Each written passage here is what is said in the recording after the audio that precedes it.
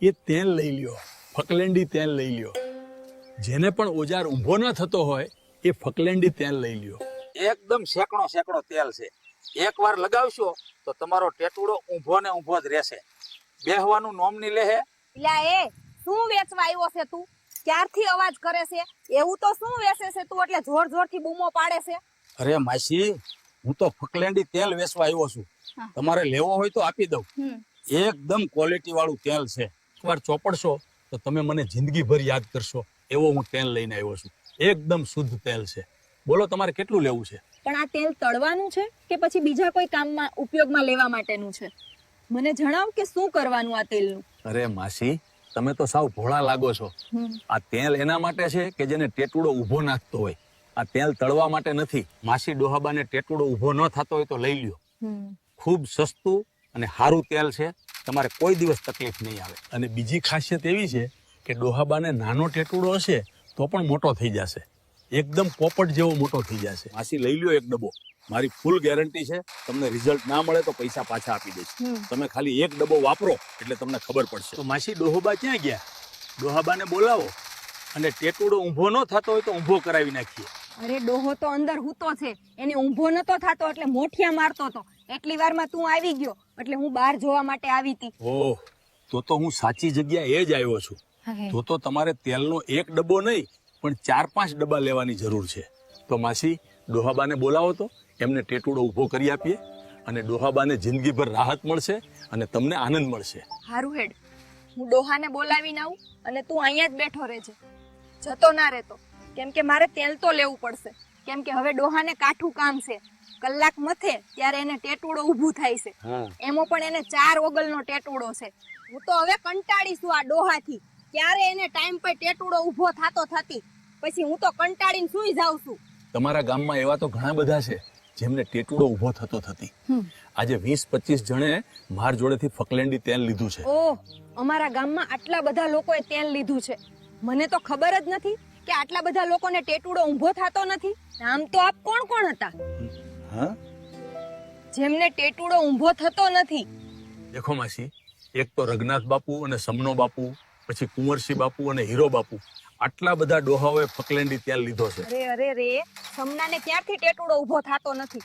એની બાયડી તો રોજ મને કહેતી હોય છે કે સમનો તો રોજ મને ઠેલતો હોય છે. આ સવિતાડીનો ડોહો તો બાયલો નીકળો, મારા આગળ રોજ જૂઠું કહેતી હતી. એની બેનને કરી જાય મારો રૂપો કાકો.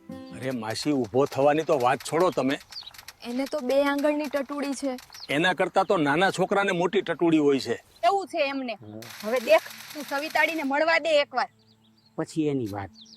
મારા આગળ રોજ જૂઠું બોલતી હતી ને. હા માસી, અને બીજી એક વાત તમને કહેવા માંગુ છું. સવિતા માસીની વાત છે, તમે કોઈને કહેતા ના. તો હું તમને એક વાત કરું. અરે ભાઈ, તું ટેન્શન ના લેતો, હું કોઈને વાત નહીં કરું. બોલ. શું વાત છે સવિતાની? પછી મેં બારીમાંથી ઘરની અંદર જોયું તો હું તો એકદમ હેરાન થઈ ગયો. તમે જુઓ ને તો સવિતા માસી 4 જણા જોડે ઠેલાવતી હતી. 4 જણાની વાત તો વાત જ રહી, પણ એનો ડોહો સાથે મળીને સવિતાડીને ઠેલાવતો હતો.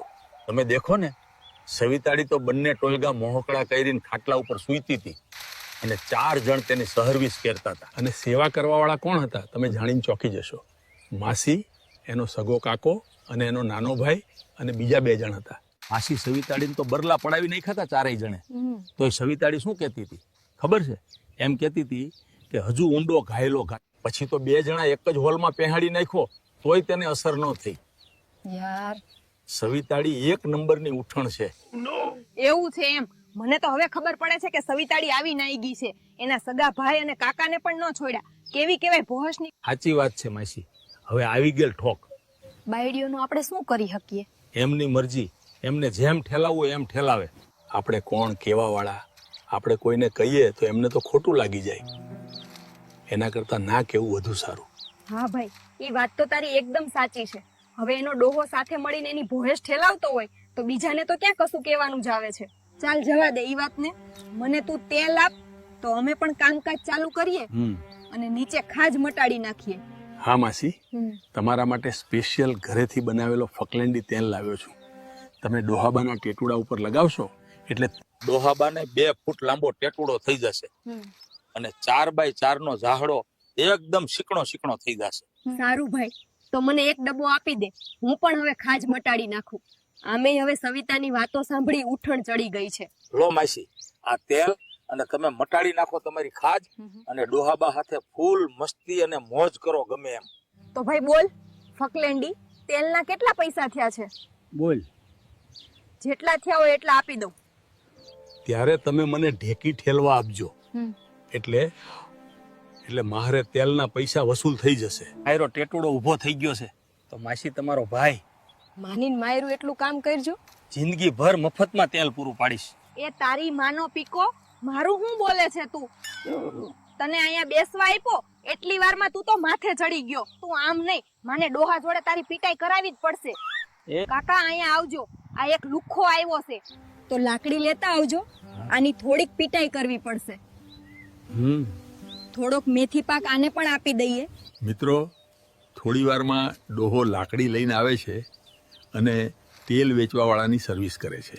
મારી જોવું હોય કે કેવી સર્વિસ કરે તો તેના માટે ચેનલ સબસ્ક્રાઇબ કરી નાખજો. આપણે બીજા વિડીયોમાં બતાવીશ કે કેવી સર્વિસ થાય છે.